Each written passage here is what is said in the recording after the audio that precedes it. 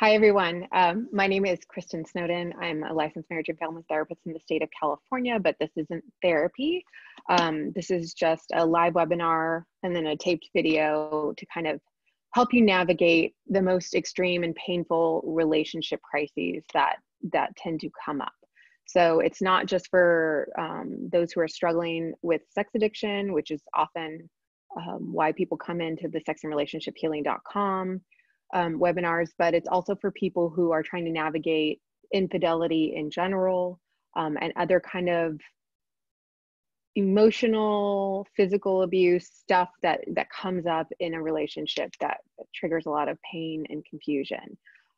So one of the most commonly hit topics on my site is always on betrayal trauma. And those are some of my highest viewed videos. So I thought I'd spend a little bit more time on that subject because I think we've worked so hard in our community to try to get the word out that betrayal trauma is real. So often we'll say in the community in treatment and recovery that your partner's more likely to leave you for the lies that you tell, the manipulation that you engage in, the gaslighting that occurs, rather than the events that you engage in, the behaviors you choose. Because that piece, while the other piece is also very traumatizing and hurtful, the betrayal trauma of someone who is supposed to be a trusted loved one, someone who's supposed to be putting you and your relationship and your family's safety and interest as a priority, suddenly shows you through an uncovered addiction, whether it's sex addiction or gambling, where they're hundreds of thousands of dollars in debt, to drug and alcohol addiction, where they've maybe been emotionally absent, physically abusive, emotionally abusive, uncovering that I thought I knew this person, and really they've had this whole double life outside of what I thought our life was. If that, there's severe trauma that occurs, and I'm going to spend a little bit of time on that, but I've also done several videos kind of explaining what betrayal trauma is, the symptoms of it. So I'm going to encourage you to get more details from that.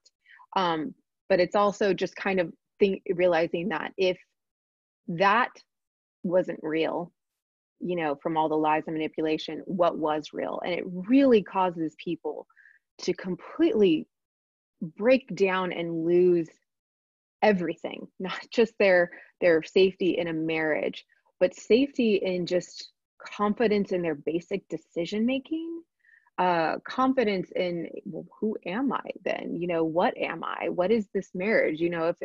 If I've been married to this person who's capable of lying and bamboozling me, then maybe everything's been a lie. If his or her addictions run the past 3 years, but we've been married for the past 10 years, I'm going to question the entire 10 years.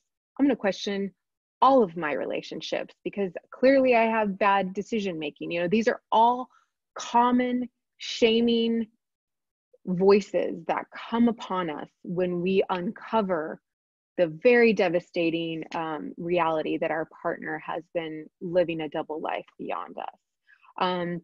And another element besides like sex addiction and other addictions and infidelities, which cause betrayal trauma, I find that it also exists in any kind of relationship where there's kind of been a highly manipulative person in the relationship. Maybe they didn't engage in infidelity, but they're constantly, regularly gaslighting you because they're invested in always being right and you always being wrong and them always staying up here because they don't have the ego strength. They're too fragile emotionally to ever own that they're they're just a flawed human being. So let's say that maybe there's not infidelity, but that person tends to have narcissistic traits, let's say. So that also occurs there. So that's applicable to people as well. So today's focus is going to be not defining what betrayal trauma is, because I think many webinars have defined that, and I hope you all understand that, but talking in detail about what the evidence-based treatment options are for clients to dig their way out of kind of the physiological, emotional, and spiritual consequences of being betrayed. So the book that I always like to hang on a reference a book when I'm doing my webinars, so you guys can always go back and do, obviously anyone who's chiming in here is great at doing their independent study work. So you're great about looking things up online. This is bar none one of the best trauma educational books for the layman's person, right? So someone who's not a neurological scientist, who just wants to kind of understand what the heck is going on in my body and why do I feel so out of control, like none of this stuff is in my realm of control. The Body Keeps Score is really great because you can apply all the concepts to the most recent crisis. He does get a lot into ACEs, like the adverse childhood experiences and stuff. But I want you to hear that there are lots of people out there who are betrayed partners who do not have like extreme obvious trauma in their childhood. You know, several things just happen upon the road in their marriage and relationship. One thing led to another, and now they suddenly find themselves in deep levels of betrayal. So don't read from this book that if I find myself in the state of a betrayed partner, then that must mean I had this deeply traumatizing childhood. One doesn't necessarily connect with the other. But one thing I find that rings true to both scenarios is the trauma consequences that happen in the brain. So really quick, and again, this is in more detail in other webinars, but sorry, I'm getting something that pops up.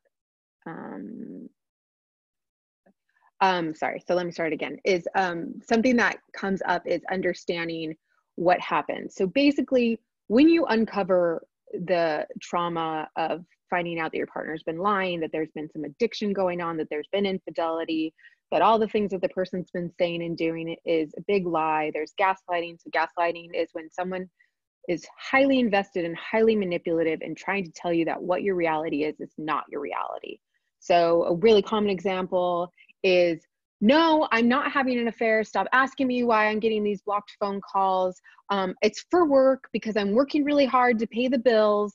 And how dare you not be grateful of the fact that I'm working my butt off to support this family. And no, I don't want to have sex with you because you're a nag like this.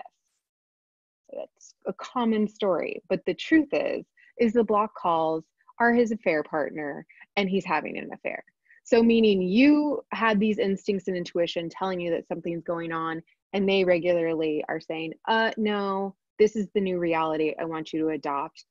So anyway, the state of what happens in your brain when you are traumatized is you are triggered. It's as if I kind of basically like stabbed you, the same part comes out. It's as if I just put a giant grizzly bear in front of you and said, okay, find your way out of the house. You and the grizzly bear are stuck in the house. It lights up everything in that back part of your brain, that fight, flight, or freeze, that is saying your life is in danger. You are being threatened. And guess what? When that's on fire, when that's highly, deeply aroused, as you continue to uncover more and you continue to question more and you continue to feel so unsafe as you figure out, am I staying with this person? Am I leaving? Is he leaving? Is she leaving? How much money was involved? Oh my gosh, our lives are in ruin. Our retirement's gone.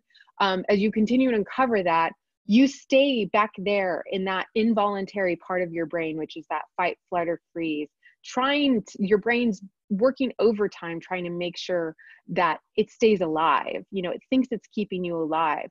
But unfortunately, what's also happening is your brain can't operate in two areas. And so your prefrontal cortex, or the neocortex, which is like your rational thought, which helps regulate and kind of tell the back of that brain, it's okay, you know, it's going to be okay. And this is how you're going to figure it out, and resourcing and decision making. And calming down a reaction to something, so an emotional reaction, that cannot be on because it is too busy back here. So then the secondary consequence is always this shame of, like, I feel like my emotions are out of control. And there's, in a moment of crisis, there's so many important questions that had to be answered, so many important decisions that had to be made, and you can't even pay attention to the information coming into you, and you have almost no memories. I mean, the common thing is clients years later, they'll look at pictures and be like, I don't even remember that vacation. I don't even remember that holiday. where was I? What's the story? You know, I was just talking to another client who was saying that I can't remember people's names. I can't hold on to anything. And so again, in this time where it is the most crisis intensive, where the decision making is so life altering and you find yourself stunted, there can be just so much additional shame on top of it. The other thing about the emotional dysregulation is when you go, like, let's say you uncover that your partner's been having an affair. And so you go into couples counseling, right?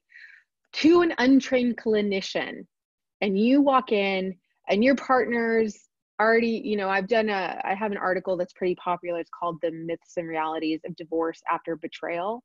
And it's kind of how the partner who's already been cheating and lying and kind of covering it up, minimizing it for sure, the damage, they certainly often come into couples therapy in a much more calm state. You know, because they've been invested in putting up the defenses, being completely disconnected from their body and feelings because they just are acting without thinking. The betrayed partner is the one who's coming in with high emotional reactivity, high dysregulation, because again, they're in that fight. I mean, the bear is running after them. So to an untrained clinician, to just the average marriage or couples therapist who does not understand betrayal trauma, might make that betrayed partner the identified patient, right? Because they'll look and not understand the concepts of gaslighting and manipulation, and have a framework or a reference point of going, gosh, could you imagine how traumatizing it'd be? You have 3 kids and you unravel that, you know, your partner's leaving you for the secretary and you don't know what your finances are and you've been a stay-at-home mom, and understanding of someone lying to your face and the trauma of all that happens, and not having that filter of understanding what betrayal trauma looks like and having the right assessment and questions to ask those people, might erroneously skip over to like, okay, let's talk about healthy communication, and let's talk about the relationship dynamics, and let's talk about these kind of general marital techniques and treatment that we're all taught to do in our master's program. Those could just be more damaging in the immediate kind of months of uncovering, unfolding, unraveling. So I definitely encourage anyone, and I always say this to anyone who emails me and asks me questions, please find a therapist who understands the concepts of relational trauma, betrayal trauma, we call it lots of different things. I send often people to certified sex addiction therapists, even if there's just a single infidelity or some porn use uncovery or some addiction issue that you don't feel like requires a sex addiction therapist. But I always say, look, they're the ones who understand these concepts. And so they are not kind of going to be confused or distracted by the fact that you're strongly emotionally dysregulated, that you have really strong emotional reactions, and then your partner's just like, yeah, I wish he or she'd had sex with me more, or complimented me more, or, you know, he or she's just mad that I work too much. They are just more deeply and intensely trained to understand the entire framework of what's going on. Okay, so with that said, let's dive into the actual healing components. So your mind, body, and spirit have completely been annihilated by uncovering these betrayals. So there's oftentimes an extreme disconnection from your brain and your body. They even call it like alexithymia, is the idea of like, you just know you're deeply confused or in pain or miserable, but you can't put words, you can't understand, you can't connect the two. There's a lack of language there to be able to come into like treatment and properly kind of explain what's really going on. And obviously, if you can't explain what's going on and you can't put a language to all that, it's going to be really, really hard to treat that. And also, it's something important to say before we talk about the healing options. Right? We can never undo what happens, right? That's never the goal of trauma treatment. Unfortunately, these are things that are going to be part of your life story forever. We hope that it's not, the trauma and the crisis is not what defines you, defines your marriage. And we hope that we can just provide you the proper tools to kind of diffuse any kind of flashbacks, diffuse memories, and the reactions that happen to them, help you reconnect with your body and reconnect with a full contextual story of understanding all the pieces and all the dynamics that are going on. And then also create some state of empowerment, helping you reconnect with your intuition so you can identify warning signs, learn how to speak up, how to kind of fight for yourself, how to defend yourself, how to have shame resilience in that respect, to show up and help to prevent it from happening again. And maybe not necessarily being able to prevent it from happening again, but certainly feeling more resourced and more powered next time, because this time you just were like blindsided and thrown on your back. So these are the most common things. And again, if you want to learn in more detail, The Body Keeps Score talks, but these are the kind of evidence-based, research-based approaches that he's used. Obviously, he is a proponent of talk therapy. You must, sharing your story lessens the isolation, the state of isolation. And sometimes, again, because you have like the alexithymia or you don't have the language for it, sometimes betrayed partners might benefit from working out of a workbook, like a more structured kind of thing, where they're given very specific questions. Because it's like, hey, open-ended kind of process therapy, like, how are you feeling? How are things going? Versus like, all right, let's write a boundaries plan. What's okay, what's not okay? What's a safety plan? What do you need to feel safe? How did you feel about this trauma? What was going on here? Sometimes having a more structured plan is more ideal, because you're kind of just in a daze often. Obviously, one of the most important things is any kind of way that you've learned to down regulate your emotional response. You are going to experience almost everything, even a look from a person at school when you're walking through, dropping your kids off, as a threat. And I'm not saying that in a criticism kind of way. It's kind of like a way of show yourself some grace and love. This is an involuntary part of your brain that's there to keep you alive. And it's just on fire because it's so confused about what is safe right now. And so they use the box breathing as a really common evidence-based thing. So breathe in to count to 3, hold it for a count of 3, breathe out for a count of 3, breathe in for a count of 3, hold it. So it's just this idea that you're reminding your brain, you're calming it down. Breathing in and out will alter your heart rate. And so that's kind of giving you the chance to, what I like to say is this takes very little oxygen and blood. So it flares off without, any kind of hesitation. This part takes a lot more oxygen and thought and blood. So you have to provide your body that extra oxygen to turn it on, bring in that impulse control, bring in that emotional reactivity. One of my favorite grounding exercises that clients laugh at when I ask them to do it is count backward from 100 by 7. Because you got to think about that one. And so what's that basically doing is it's not letting you worry about the grizzly bear that's running after you potentially. And you have to stop and turn on that prefrontal cortex to think, okay, 193 and onward and so forth. And so that turns on your prefrontal cortex. Other one is one of my favorite go-tos are naming boys and girls names with the particular letter. So name 4 boys names with the letter T. Name 3 girls names with the letter R. And so again, it's just kind of turning on that prefrontal cortex, grounding you so you can move on to the next situation and assess, okay, how big is the threat right now? What are we really talking about here? Bessel van der Kolk is a big fan of EMDR, actually. He does go into detail about how he feels like some EMDR certified therapists do it wrong or aren't properly trained. So it's actually really interesting to hear him talk about it. But I've had other people tell me that EMDR is great for single traumas, that you can kind of dive into single traumas versus complex trauma. So let's say your whole life you've gone from child abuse to stuff that happened in your teens. Now you're married to an addict and all that trauma.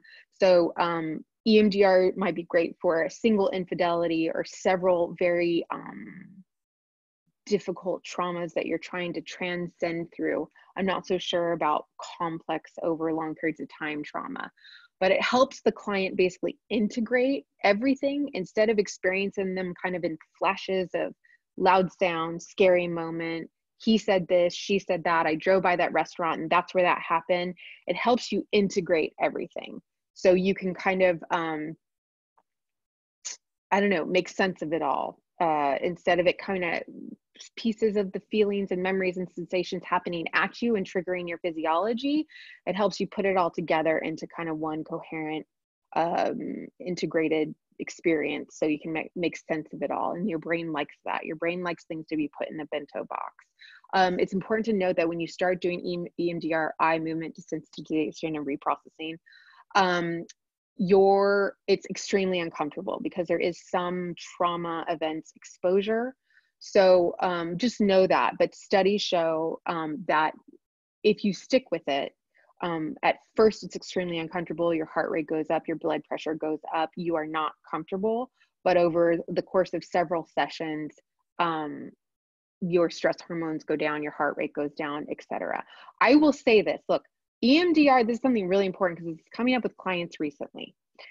EMDR therapists are trained to not do trauma exposure therapy or EMDR work with anyone who does not show the ability to properly downregulate and kind of resource to get back to that safe place, because they would be held liable if they kind of cracked you open, exposed you to this trauma, and then sent you on your way knowing that you had no skills, that you already were on the cusp of feeling suicidal.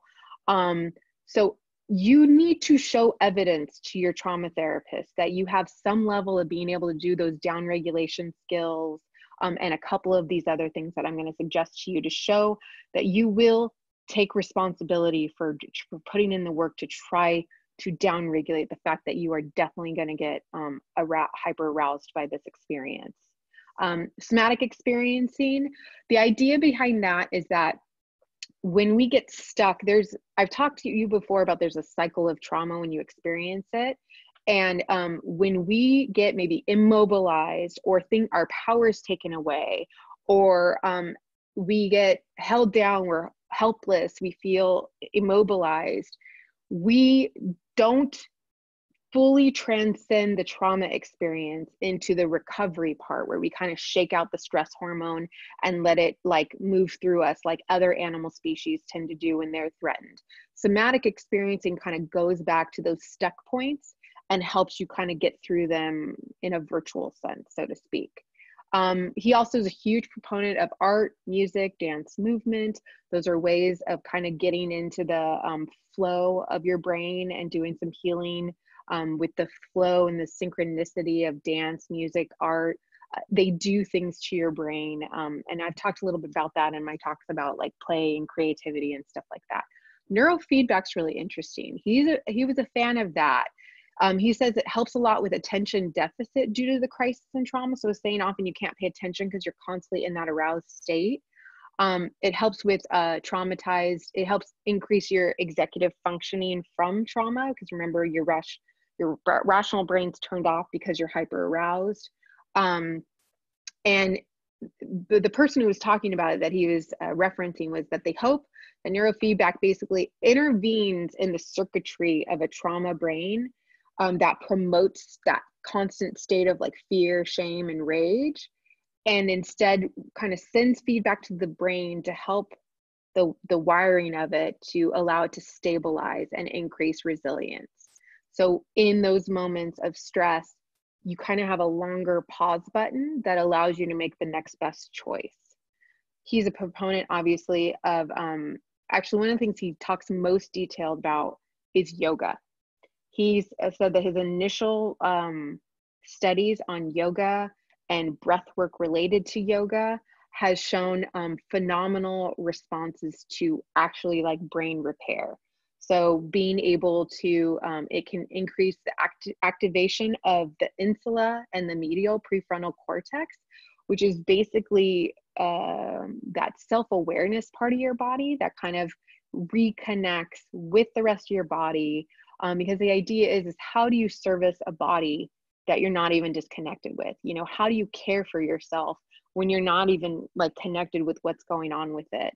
And he's basically saying that yoga has shown really great promise in allowing people to stimulate the parts of their brain that allow that self-awareness and reconnect with their body. So I encourage clients all the time to try it out. Some people are like, nope, not going to do it. But I mean, studies are showing that's what it does. Writing, spending a lot of time to just freely write. And we're not talking caring about your grammar or your sentence structure. Write a letter, you know, how you're hurting, how scared you are.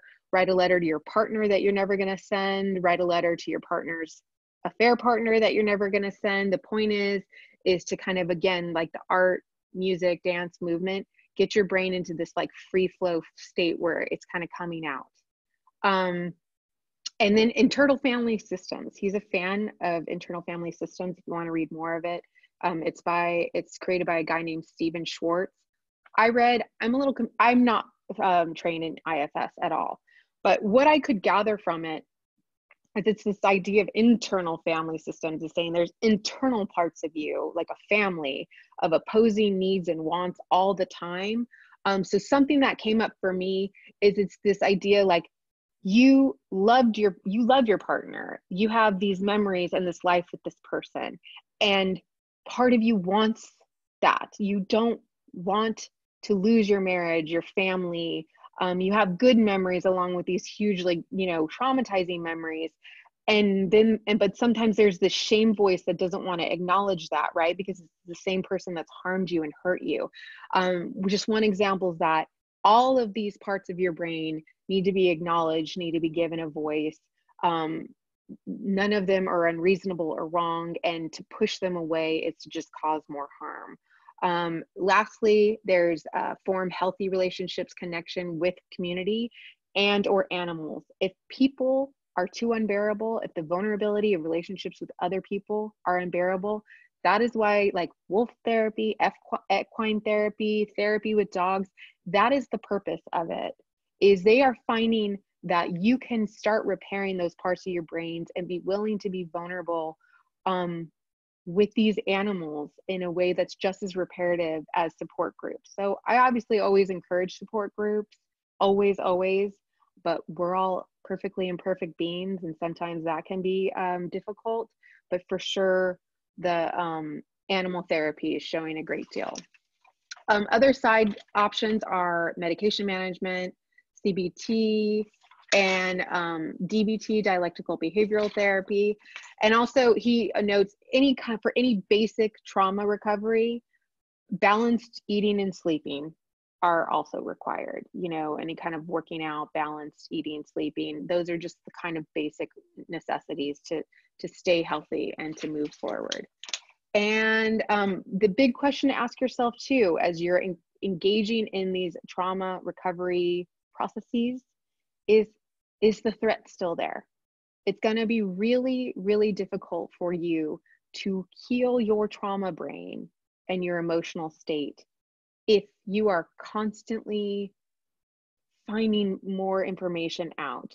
If your partner is not engaged in a full wholehearted effort at recovery, if you still question if the affair partner is lingering or is going to come back around, or you're still, gosh, I know so many people that are having had affairs with someone where they go to the same school, and every day the woman has to walk on campus where that other woman is, and they may be reconciling, but that's like exposing yourself to the bear every day. Whether or not you want that person to have that much power over you, that's involuntary. That person is considered one of the most dangerous people in your life, and you're walking past them every day. That's going to be really, really difficult for you to heal from. And so I'm just going to really encourage you to explore with your therapist or professional, what do you need to be safe? What do you need to help your brain stop feeling threatened from your partner, from your environment, from your support system? Those are great questions to be asking yourself and establishing. And that's it. Great information as always. And I started, for those of you joining us, I started putting some of the things in the chat because you were sharing some great resources, including the article and the book by Bessel van der Kolk, and then just kind of the things that you were listing. So yoga, that blows my mind. It is like I'm happy to go running, I'm happy to do whatever, but yoga is really challenging for me to do. And I'm Me like, too. I think I'm going to look into doing, I mean, I think it's a really good thing. So, I love the simple, just like the breathing, you know, the 3 seconds. I mean, but I was thinking, you know, like you talked about like asking your clients to count backwards from 100 by sevens. How do you help them even kind of come into that moment, you know, how do you, because I've seen the deer in the headlights, it's like, Right. and gone. So how do you help them find that spot where they can still go, I'm going to count, you know, backward from 100 by sevens, like, Right. you know what I mean? Yeah. I mean, I can't, obviously, I'm not sitting next to them in the car when they Yeah. hear a song that makes them fall to pieces. But what I just try to do is do repetition. So when I'm in session with them and I see that they're highly agitated, we'll do some of the grounding exercises because I want them to remember them, kind of, it's drilling, so that the idea is when you leave this office, they're still there. Those options are still there. Like, you have the power, right? Because it's so disempowering to have these involuntary physiological consequences to this trauma. And I want them to know that, no, you're still the boss of your body. You just have to put way more work into it to kind of rekindle that connection again. The EMDR, you know, and I agree with what you said. And, you know, I've talked to people about it too. And for the long-term, you know, kind of repetitive trauma and things like that. But I think even with that, there's some things that are like the highest level ones, and EMDR can help simmer that down. I really like that you talked about it's pulling all the pieces together. My experience with it personally was like, it helped me be able to view it, but it was viewing it instead of experiencing it. Right. And one of the things my therapist taught me, you know, kind of the take home things was, you know, like this tapping. I mean, because it's tapping, but, you know, one of the things I could do for grounding myself if I was getting triggered with something is just to do the tapping on the shoulders. And I think a bunch of things happened. I think this is valuable, but I also think, you know, it was calming because I was thinking about her and the Right. tools he taught me. And so it was connecting to positive, helpful things, you know, in the moment rather than the, oh my gosh, you know. I think that, like, you shared a lot of different things, and it's probably a combination of those, or finding, you know, well, in this moment, you know, there's a yoga class at the gym, I'm going there, you know. I mean, whatever it is, the breathing, obviously, you know. And I know for sure that I find when I'm highly stressed or whatever, I'm clenched and I'm holding my breath. And so Right. so just breathing changes things for me. If I can make myself take a deep breath, it starts changing things. So, but even this part is requiring less oxygen than this part. So like I won't stand a chance if I'm holding my breath of getting anything up into here. So, Exactly. so we have, yeah. Okay. So we have a question. Yeah, we have a couple. Yeah, when my husband was actively looking at porn, I would try to initiate sex and he would sabotage, pick fights, and behave passive aggressively.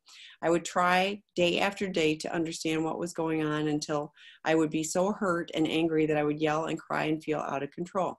He would then use this against me, saying we weren't intimate because I was always angry. We did that dance until until I figured out that it and just stopped wanting to have sex. Now he is upset because we aren't having sex as often as he would like. So now that is being used against me. Since I don't know what is going on, it's easier to deflect the shame he tries to put on me. Right. So, I mean, I think that's one of those classic examples of what I was saying about betrayed partners.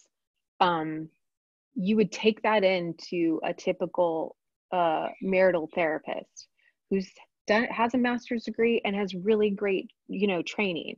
But if they don't understand pieces of sex addiction or porn addiction and what it does to a marital dynamic, uh, you, meaning the betrayed partner who wrote, might show up being this very angry, rageful person, and not mention the porn anywhere.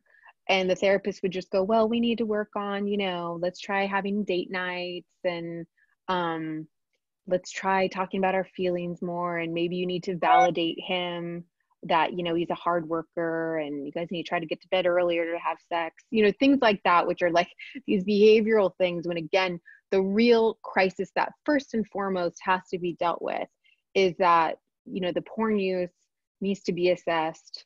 It needs to be identified whether or not this is, you know, something that needs to be completely abstained from and eliminated, how much of an addiction is happening there, and understand, and then also repairing the gaslighting, the minimization that happened in the betrayal trauma part, to kind of help you down regulate, feel safe again, etc.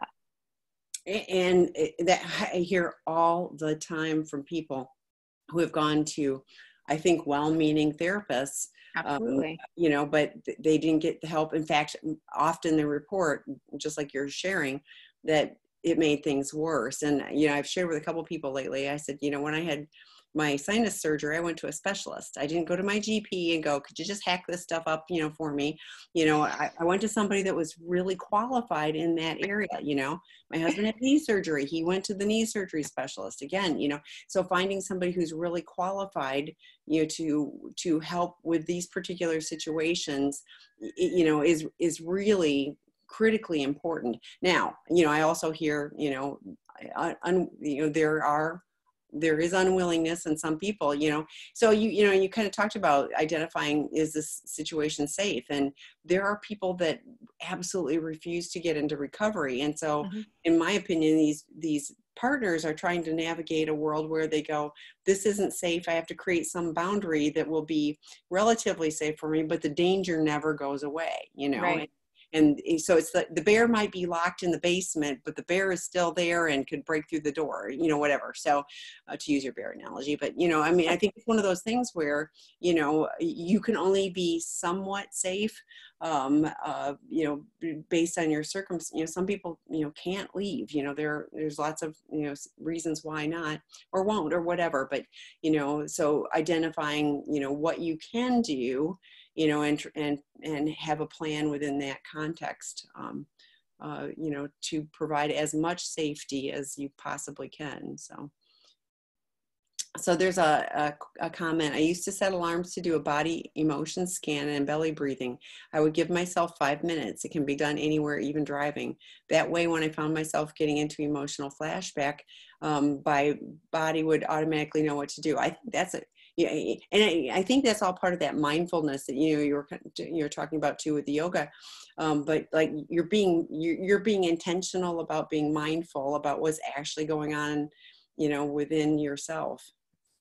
Yeah, and I'll say too, I like the cheap. There's those apps that are like Calm, which are kind of expensive actually, but there's also these guided meditations on on YouTube that I think are really great. Sometimes there's some free options, and I will tell you, every person that's going through betrayal trauma, you are not going to be able to do this.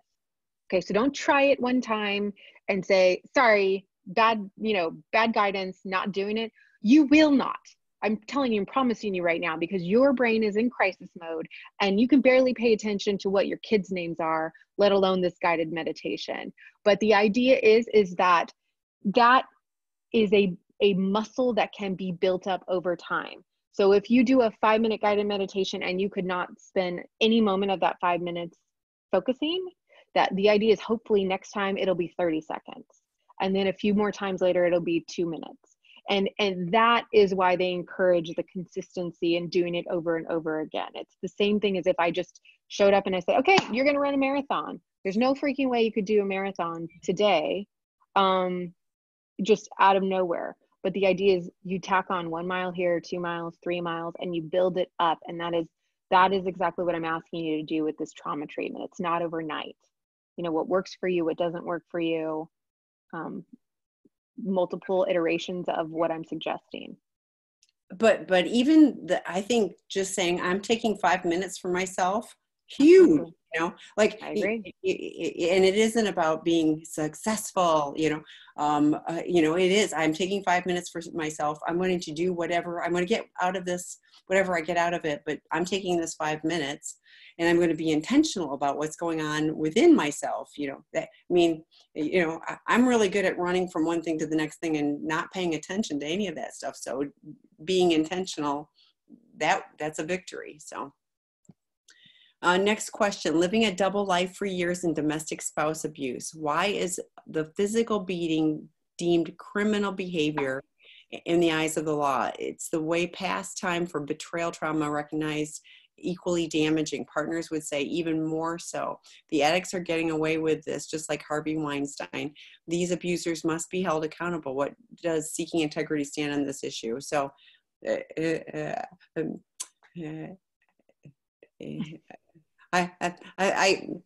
don't think I can answer. I mean, obviously, we think this is a huge issue.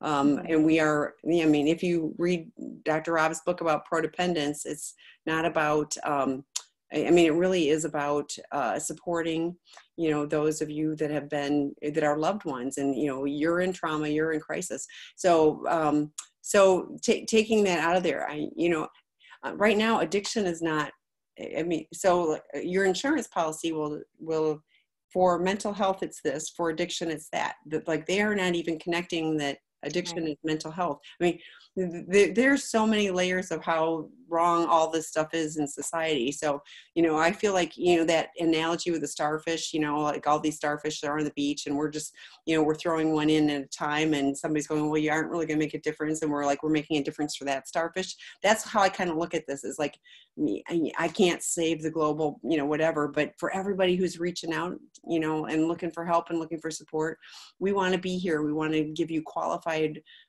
resources. We want to give you places to connect, you know, that are safe for you.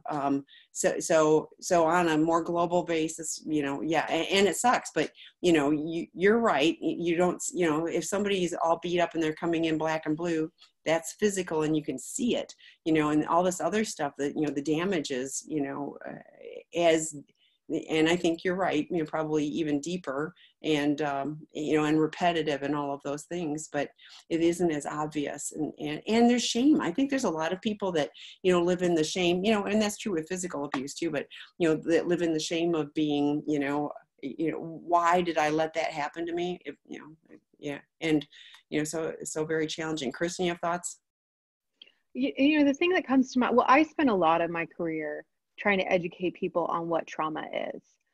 Because I think, again, I agree that I always use the term, ironically speaking of criminal cases, judge and jury would say, okay, dad beat me.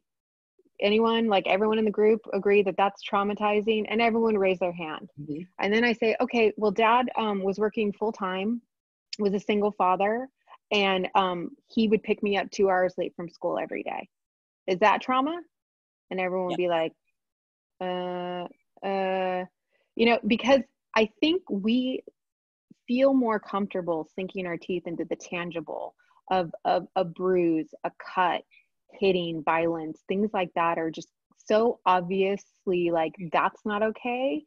The intangible of emotional abuse, of emotional neglect, of abandonment, rejection, shame, as you mentioned, those are internal and they're so intangible that we have a really hard time putting a measurement system. I mean, the story that comes to mind with me with that it frustrated the heck out of me is after the Route 66 like mass shooting in Vegas, you know, they were given several $100 million to disperse. And they all decided that the predominant amount of the money was going to go to the families who lost a loved one. Then the rest of the money was going to go to anyone who sustained a physical wound, and nothing to the people who watched it all go down. Because again, they're lawyers and they're, you know, science people, and they're trying to use like, okay, here's money. These are the people that get it because there's true, obvious damages that can be paid out. And I'm just like, God, isn't that like a perfect reflection of our society? Is that we just are so willing to sink our teeth in these, like we see it and it's evidence and then we believe it, versus like, no, but I just feel horrible. Like, what? It just was so invalidating and so discounting to emotional abuse, trauma, watching secondhand trauma, watching it all go down, and yeah, grief, loss, all of that. So the next question, fabulous info. My spouse had an emotional affair that I know of with his ex-wife all the years I was with him. I wonder why he even divorced her if he could not quit her. I gave him everything, but it still was not enough for him. He said she was out on getting him back with me. But he only stopped this behavior not when I asked, but something happened over there. I set boundaries because I wanted to get back together as nothing happened. Now we have no contact anymore for over a month, and thoughts are tormenting me because I have no full disclosure of what happened. Please advise, is he a narcissistic personality? Those ones are always hard. I think it's extremely traumatizing to never get validation of what exactly was going on, and that's very common, right?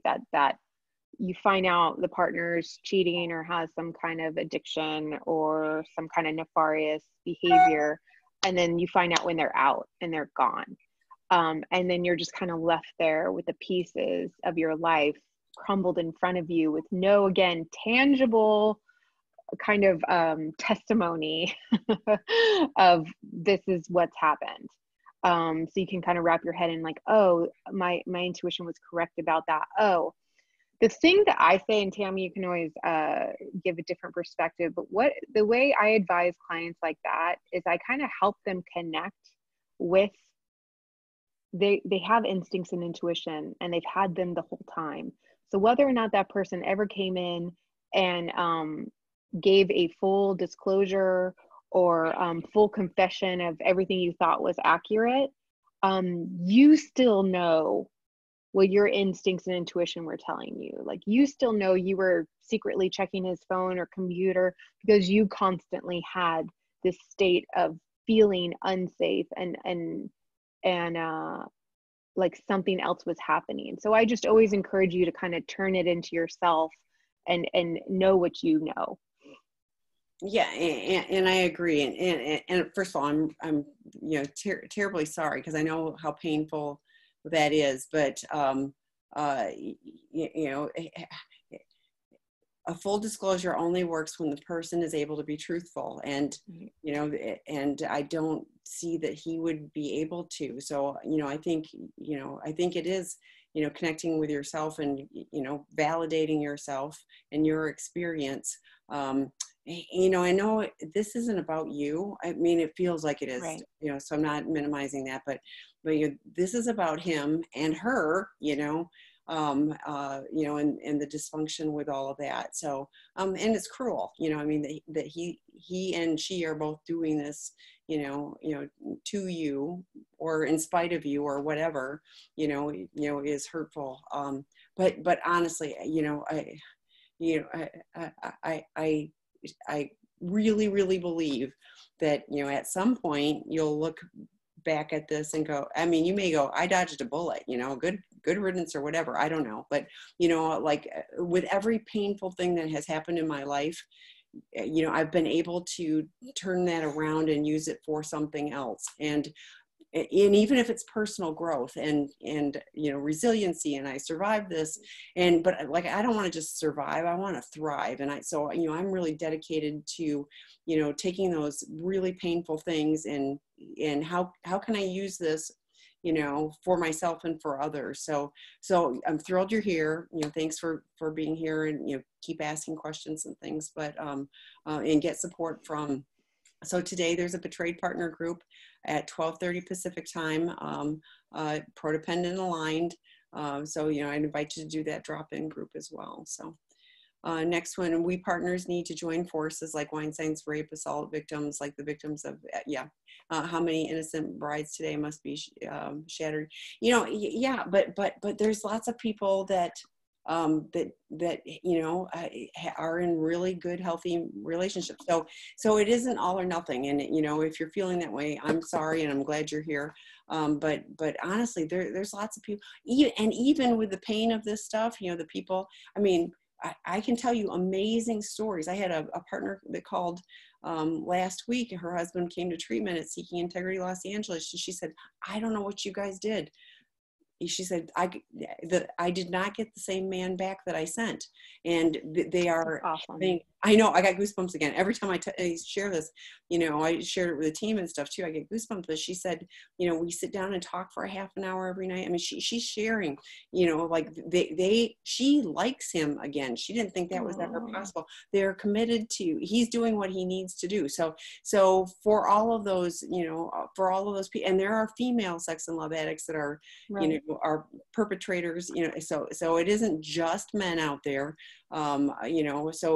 So with all that pain out there, there's lots of people that really do want to connect in a healthy way to other people. So, sorry. It's right. And I mean, can I add too? I mean, I ran a men's drug and sex addiction program with Rob Weiss several years ago, and it was a high-end treatment center. So many of these people, it was a men's drug and sex addiction. So it was all men, although women struggle in the same way. And so these people had money, access, entitlement, and they had drug and sex addiction issues. From the outside looking in, it looked like they were living their lives and like YOLO, like you only live once, living the life, gallivanting around, using and abusing people and not thinking twice. That's really from the outside looking in. If you just read their story on paper, that's what it would look like. I knew differently. I had them in those groups and they were the most miserable, broken, self-hating people I've ever encountered, ever. And so I know not all of these perpetrators of, of emotional, physical abuse, etc. Some of them never gained the level of self-reflection, self-consciousness, of kind of accountability of what they've done. But many on the outside look like they have no remorse and that they're just kind of abusing people, but they are miserable lives. Yeah. And, and not making excuses, but many of them have all kinds of, trauma in their past, and it doesn't justify it. It's not an excuse. Nope. But yeah, it's way more it's kind of like some of this is so complicated and really needs to be looked at on an individual basis. So, and then, I mean, in my perfect world, yeah, all mental health care would be fully covered by insurance so that everybody could get the help that they need. But that's a whole nother thing. So,